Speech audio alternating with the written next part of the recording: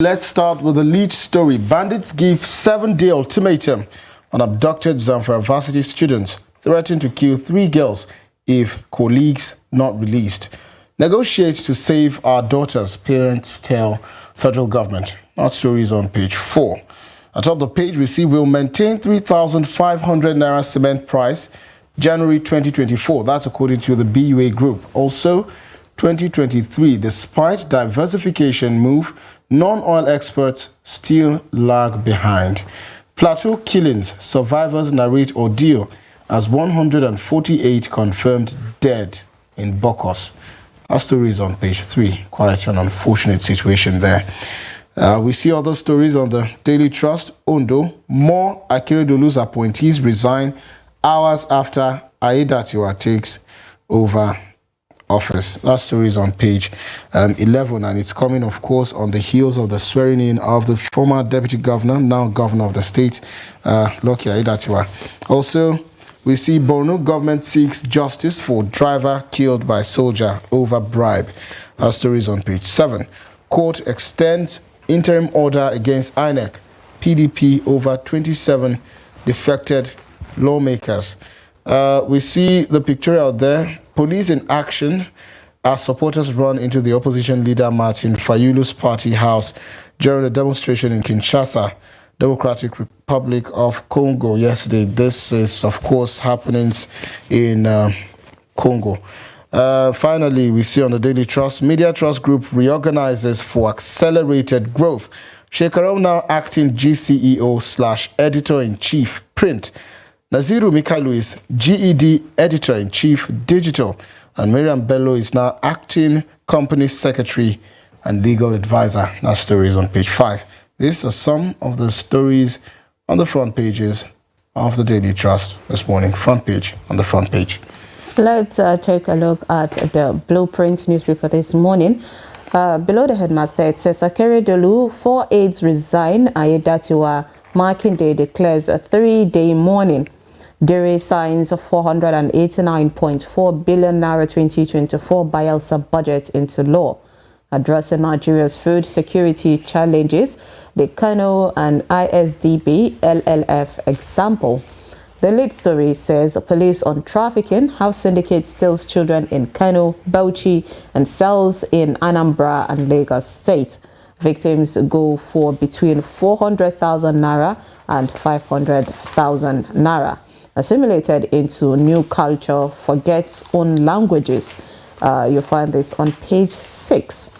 Below we have CAF award. Tinubu First Lady hosts the Super Falcon star Oshola.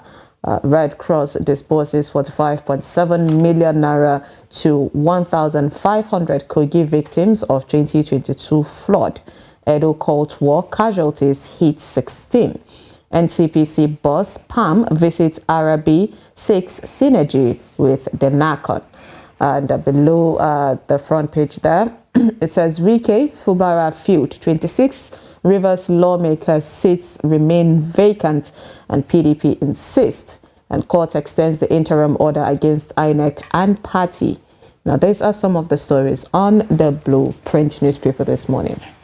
And for the Guardian newspaper, Man of the Year, George Weah and Majesty of Democracy. That's the lead story for the Guardian newspaper. We see also Plateau killings. US, France seek arrest of perpetrators as death toll hits 200.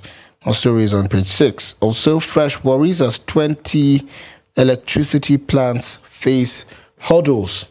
We also see more resignations loom as Aiyedatiwa takes charge in Ondo. And on the belt, court extends interim order against INEC, PDP over defected Rivers lawmakers. That story is on page 7. And that's it for the Guardian newspaper today. At the top of the front page of the Punch newspaper, it says 5 Akeredolu's men quit Aiyedatiwa's cabinet. Governor shops for deputy. We have the federal government can generate 10 trillion naira from non-oil assets. That's the tax panel chair saying. The combat security, federal government tells 47 new generals that they need to combat insecurity. Indeed. The major story is says Plateau massacre, invaders right community and threaten fresh attacks. UN demands probe. Attack notice sent to community. Soldiers got about 37 distress calls during Saturday's attack. That's according to the M Foreign Chieftain. Police treat intelligence reports on impending attacks, and UN human rights chief seeks end to killings and impunity. Tinubu hails Oshala, says Nigerian women resilient and shining globally. Constabulary tarnishing police image needs separate uniform. That's according to Arashe. 37 jailed for internet fraud in Ogun and Oyo. Revive the moribund farm settlements. Affair Babalola tells Tinubu. Now, these are some of the stories on the Punch newspaper this morning. And to wrap up with the Business Day newspaper, ride-hailing loses appeal as rising costs bite. Drivers, passengers wail about economic woes. This story is on page 4. And continue page 28 rather of the Business Day newspaper. We see winners and losers from Naira devaluation. Also, Petrobras re-enters Africa 3 years after $1.5 billion Nigeria exit. Also, the highs and lows of Nigerian sports in 2023. Finally, Kora holds book reading for Pelewura today. Also is on page 6. Well, this the stories on the front page of the Business Day newspaper. And to serve with us in the studio to share perspectives on some of these headlines we've read out to you, we have Madam Nuruddin Abdullah, the editor of the 21st Century Chronicle, with me in the studio. Hopefully you would also share perspectives as well as share palliatives with us.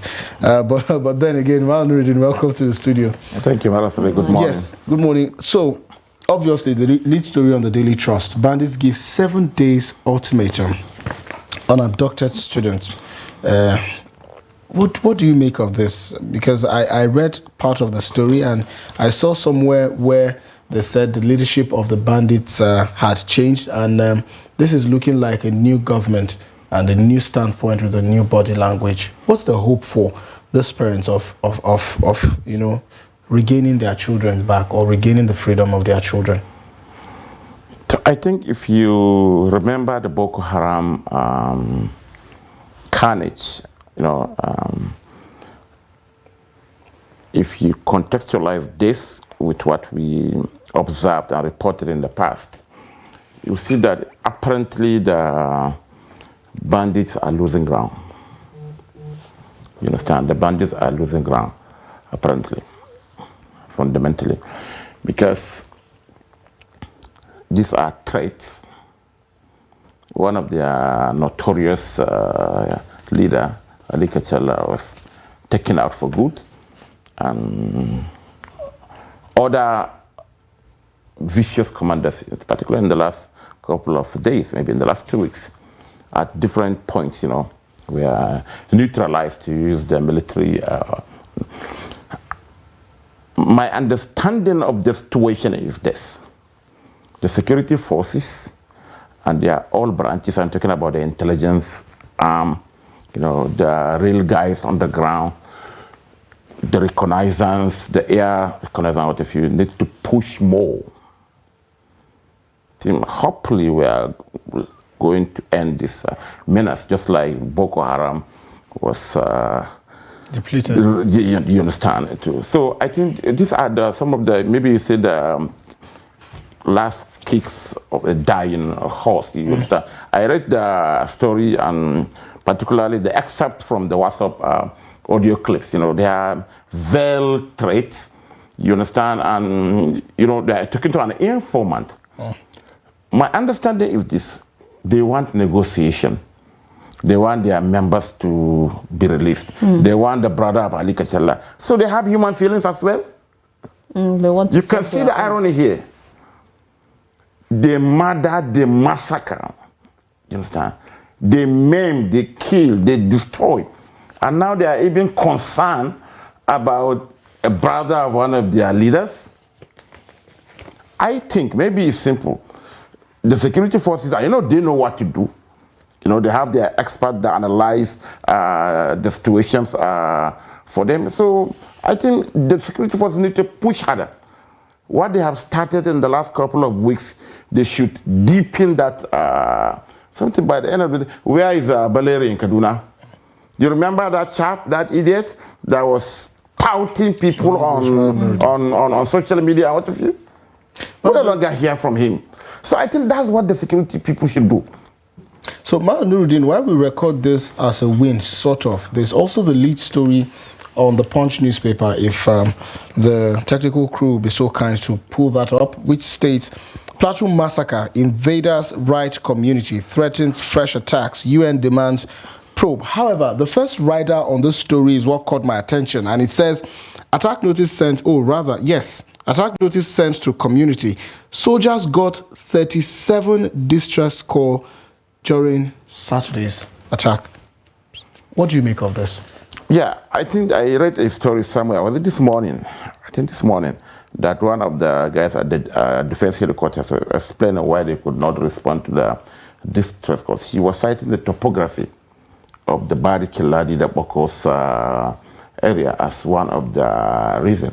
So, you know, the issue on the plateau, you know, in the past has subsided to the guns were silent for a very long time. But unfortunately now, so I don't know whether this is political or not, you understand.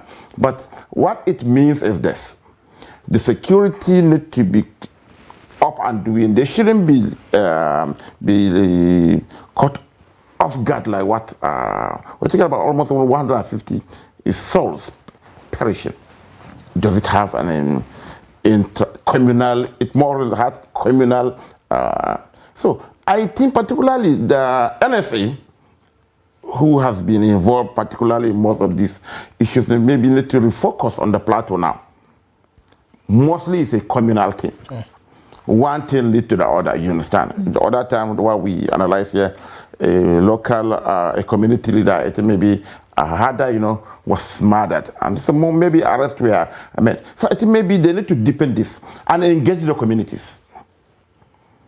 I engage the communities. I mean, we've seen the engagement. Last time we saw Major Christopher Musa, you know, going there, right? We saw them, and there was bringing of all these leaders of these tribes and groups, and they sat down, and it sounded as though it was a peace accord. Everybody was saying, I don't have an issue, I don't have an issue. And then afterwards, this kind of thing happened. So could it be that, you know, these community leaders are not really speaking out their mind on this particular things happening? Another aspect to this, maybe there are some infiltrators. Let me start an instance. On your way to Jos, there is in Sanga local government, going to, in the last couple of months, you know, there's some pockets of kidnapping in the town, you understand? And you know, when you say kidnapping, you say, okay, a particular ethnic group is fingered. But what happened not long, I think maybe about 2 weeks ago, was you are expecting, like in Hausa we say, you are expecting fire in Makera, then you saw it in a textile. So I think maybe the security need to widen their horizon. Some of the a retired teacher was arrested whose son works in Abuja with one of the generals. I think maybe that was the attraction.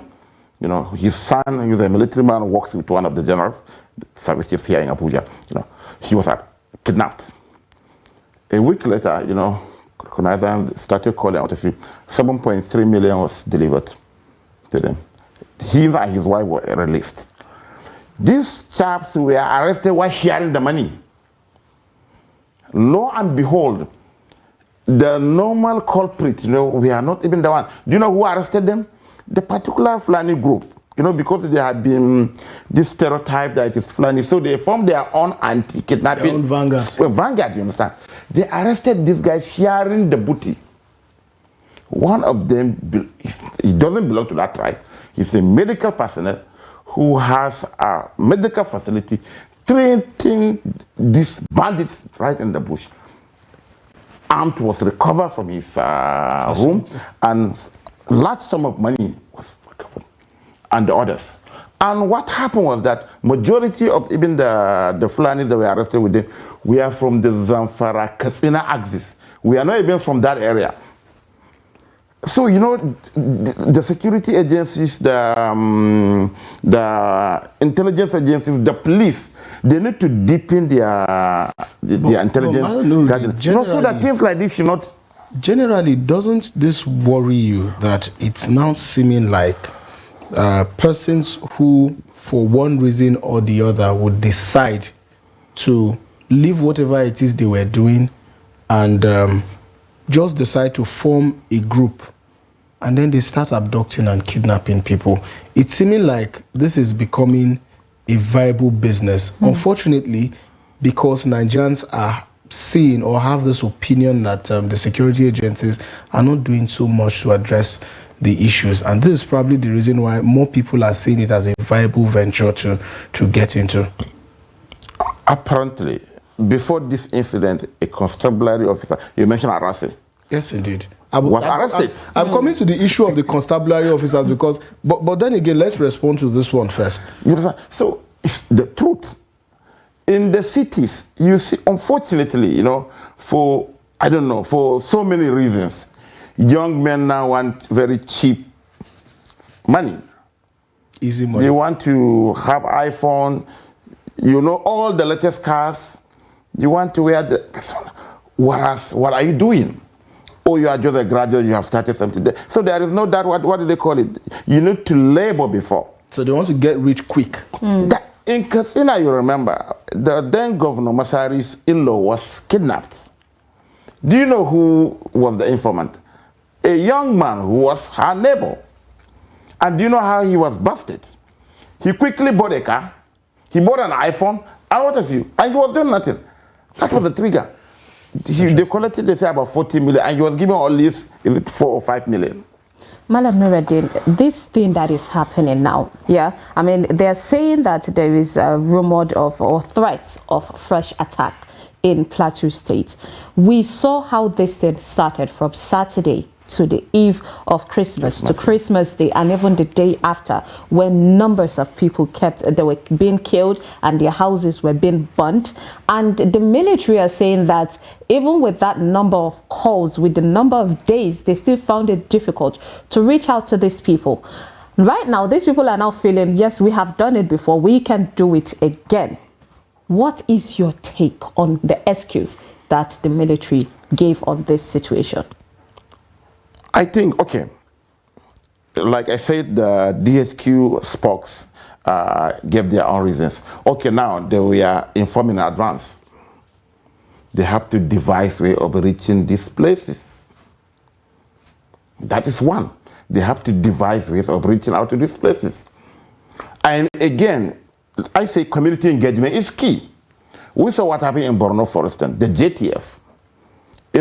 Maybe in urban areas now, neighborhoods from their own vigilante, because you know the police is underfunded. You know their numbers is not anything to write them about. For instance, well, you see, when we talk about vigilantes, you see, they are very, very limited in terms of the activities that they can carry out, because number one, the only persons who have the right to bear arms is the government through the security agencies, right? So they can't bear arms, which means that when they meet sophisticated bandit operatives like we're talking about now, these non-state actors, they might literally be sitting ducks, except if, of course, they work like you talked about the MNJTF, who, you know, which comprises of all of the security agencies and even quite more. So when we talk about these issues, now this now brings me to the issue of the constabulary officers, because we know we've started getting complaints that some of these constabulary officers have ended up being, in some cases, spies to even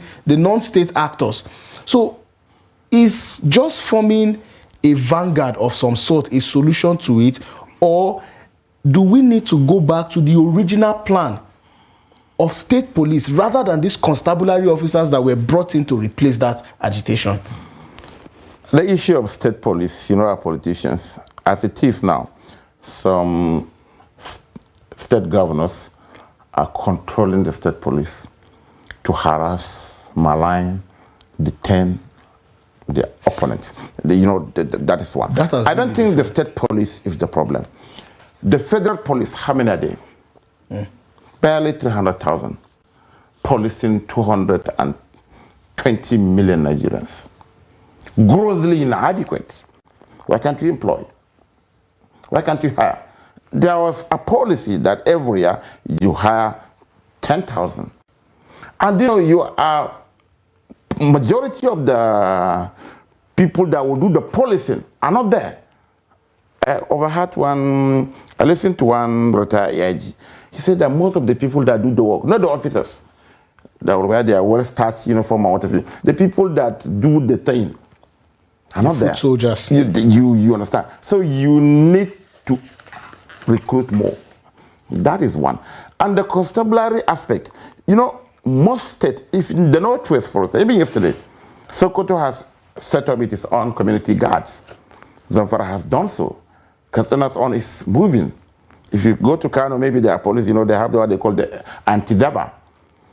The advantage of having the vigilante, I know it is not all manner of caliber of weapons that they don't bear. They bear this locally manufactured weapon. In Zamfara, Katsina, Sokoto, the bandit fear the vigilante and more than the police. Even in Borno, rightly or wrongly, believable or not, reasons. They said that they have all this manner of charms and whatever. The Boko Haram, like they said, they fear even the JTF in Borno more than the military. Maybe the military, they have rule of engagement. Of course. The same thing with the police. Even the weapons the NSAK used in Sokoto, Katsina, Zamfara is deadlier than the one used by the conventional security force. Governments at all levels must devise ways of addressing this. Community policing is key. You understand? But saying the state police will be grossly abused. Commitment is questionable, isn't it? Yes. The constabulary thing. The first time I saw them was in Kaduna, along the Tudun Wadapanteka axis. I asked them, is police that bad? The uniform, you see, it touts, use that word. The way then the other guy overheard me and said, no, they are constabulary. And do you know what they do? 101 extortion in broad daylight. Nothing concerns them. You see that if from those extortion, that's how they pay themselves. Not far away from the Kaduna Metro. It's a good idea, but it needs to be refined. You understand? It needs to be refined. Look at the crisis going on in Kano now. The Endaba thing. So there are certain things, when you get some of the repentant Endaba, you use them to address these issues. And that's why even on the plateau, the local population must be engaged. And all parties need to be brought together. It was done in the past, and there was some sanity for some years, particularly post-Jan era. But now, unfortunately, the thing is coming. So we have to find out what exactly is the problem. So there's issue of finding out what the problem is, and of course, they are generally good ideas because we cannot have enough people policing and ensuring that there's no breakdown of law and order. But then, like Malam Nurudi said, refining it to ensure that the best comes out of it is the way to go. Nurudi, thank you so much for joining us. Thank you so much for joining us this morning. Yes, indeed. And of course, our viewers, thank you so much for following Daybreak from the beginning of the program, of course, until now. If you missed any part of the program, do well to follow us across all of our social platforms and catch up on our YouTube live stream for more news, documentaries, and other programmings that we have for you. Well, from me, it's have a lovely weekend, have a lovely day, and a happy new year in advance. I'm Sagir Ibrahim. And I am Sumaya Abubakar. Thank you so much for staying with us. Please do stick around. At the top of the hour, Adeni Ajishafe would bring you 360 Sport. Do have a lovely day, and please stay safe.